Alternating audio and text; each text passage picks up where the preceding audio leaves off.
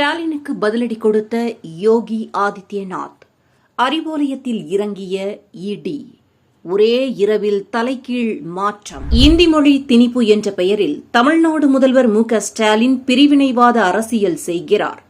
உத்தரப்பிரதேசத்தில் தமிழ், தெலுங்கு உள்ளிட்ட மொழிகளை கற்றுத்தரும் போது ஹிந்தி மொழியை தமிழ்நாட்டு பல்கலைக்கழகங்களில் ஏன் கற்றுத்தரக்கூடாது என்று உத்தரப்பிரதேச முதல்வர் யோகி ஆதித்யநாத் கேள்வி எழுப்பியுள்ளார்.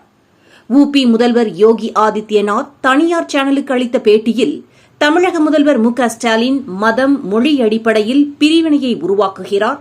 தற்போது மு.க.ஸ்டாலினுக்கு வாக்கு வங்கி நெருக்கடி இருக்கிறது. மொழி என்பது ஒற்றுமையை உருவாக்கத்தான் பயன்பட வேண்டும். மொழியை வைத்து பிரிவினை செய்யக்கூடாது.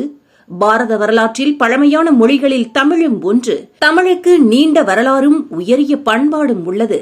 ஹிந்தி மொழியை ஏன் வெறுக்க வேண்டும்? ஒவ்வொரு மொழியையும் கற்றுக்கொள்ளத்தான் வேண்டும்.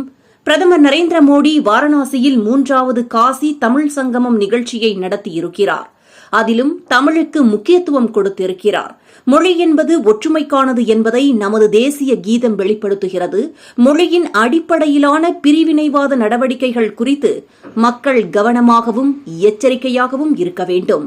உத்தரப்பிரதேச மாநிலத்தில் சாதாரணமாகவே தமிழ், தெலுங்கு, கன்னடம், மலையாளம் மொழிகளையும் கற்றுத்தருகிறோம். அத்துடன் வெளிநாட்டு மொழிகளையும் கற்றுத்தருகிறோம்.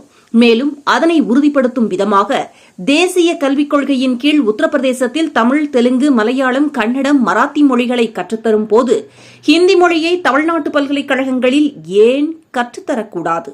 நாட்டு நலனை கருத்தில் கொண்டுதான் செயல்பட வேண்டுமே தவிர அற்ப அரசியலுக்காக மாணவர்கள் நலனில் விளையாடக்கூடாது.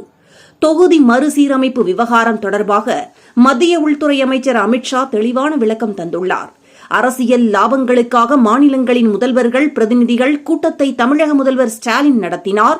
உள்துறை அமைச்சர் அமித்ஷாவின் விளக்கத்துக்கு பிறகு இந்த விவகாரத்தில் பேசுவதற்கு எதுவுமே இல்லையே, இவ்வாறு யோகி ஆதித்யநாத் தெரிவித்தார். அதனால் தமிழக முதல்வர் ஸ்டாலின் இந்திய நாடு முழுமைக்கும் கவனிக்கக்கூடிய தலைவராக இருந்தாலும் அவருடைய நன்மதிப்பு இழந்து வருவதாக அரசியல் விமர்சகர்கள் கூறி வருகின்றனர்.